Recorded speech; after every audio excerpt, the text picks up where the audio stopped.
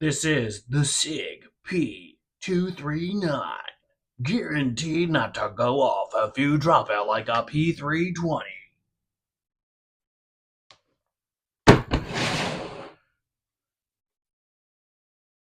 Let's make sure we're clear.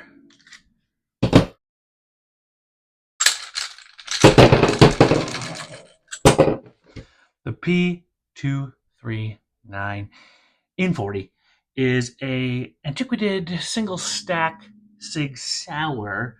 Comes with your takedown lever, decocker, slide release. Look how nicely back that is. But we're not here to discuss this quite so much.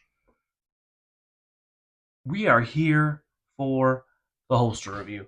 Let us check that fitment. This came with it in my recent trade. That was a Kydex click. Let's hear it one more time. Okay, well, that was soft as butter. We're not a big fan of that. This is a no-name holster. We have 2 points of retention, foamy clip. I did want to commend whoever did make this holster. They have this little block in an area. This is probably about a 1.5 inch clip. And what had happened is when you put your belt in there, it's going to lock it in. Okay. I don't see very much adjustable cant area here. The lining for me is I like to follow that trigger guard. So the fact that this comes out, you could have taken this in a little bit. I might do it. I don't give a crap. So I probably won't. Edge work looks good. I would have liked to bring this sweat guard just up to the back of the slide. You know, if you're going to half-ass some things, whole ass at least your holster. We did cover the magazine release. That is a designer critique, whatever they want to do, preference. Here's where we fall into issues. If you are a budding holster designer, you press in a taco press, okay? This area here is where I have the biggest gripe. It's really grinding my gears. The retention off of the takedown lever and then all of these little bumps here, okay, are unsat. When you're making a Kydex holster, okay, this area here, unless it has a light, should be your only point of retention. And you can modify that by heating up this area delicately. All right. So when you have excessive areas, there might even be too much here because this also comes out to me. But when you have excessive retention, okay, you are going to have excessive wear on your parts.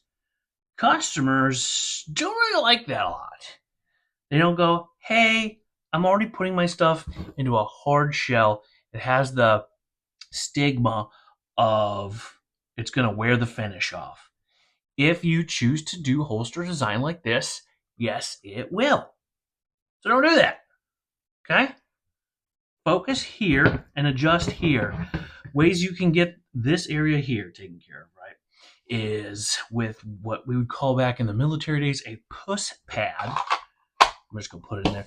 A puss pad in here, and that's going to keep your Kydex from constricting when doing a taco press.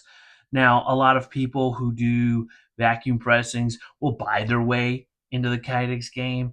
They don't really go through the steps of learning the blocking process. So if this was from what we would call a split mold, all right, where you just lay it flat like this, pick it up, fold it in half, router it, it's a whole bunch of techniques. They don't get that experience of looking at something like this and saying, how do I block this out? Now, if it were a customer gun, the easiest way to do it is popsicle sticks. You're going to cut them down here, and you're going to build all of this up into a channel. That's probably the most unfortunate thing about blocking out a SIG is these side controls here is going to build that build up to about, yay high. Okay? No, I'm just kidding. You just got to clear this area here. Popsicle stick, maybe a second popsicle stick here. I would even go so far as popsicle sticking here to here and then using a small sanding pneumatic sander we would chamfer out this area here. So that we would bridge this gap here, and then you would go over here. If it's a blue gun, then you'll be more than capable of, or a blue gun, mold, whatever. It should come pre-blocked, but if you are adapting and improvising, as all great holster makers do, right? You're gonna take your whatever selected quick steel bonding putty bondo whatever, and you're just gonna fill that in permanently. Okay, that way you don't have to worry about it. This is minimalistic. I don't think you have to worry about it so much. If you're a go-to guy, your tape, because you're going to tape it over twice, would definitely probably fill that in. As we can see here, we can feel it a little bit, but it's not too pronounced. Okay, you're not going to get too much wear here. You are going to get it here from here. All right, and maybe from the appearances here, I wouldn't be hesitated if it was something where I could permanently modify that mold. I'd fill that in. Your other side's pretty anemic. You are going to watch this here, which is probably why they have this here. Funny enough, that probably covers the ejection port. Guess what? You can also do that with a popsicle stick. This has been a look at the 40 cal P239 holster. If you enjoyed this content or would like to see more, please subscribe, give us a like, and leave a comment down below about maybe some difficult blocking situations you've dealt with as a holster maker, or if you have a firearm that you're like, hey, can I make a holster for this? Where do I need to block it? Maybe we can do a little review on the channel. I appreciate everyone for stopping by.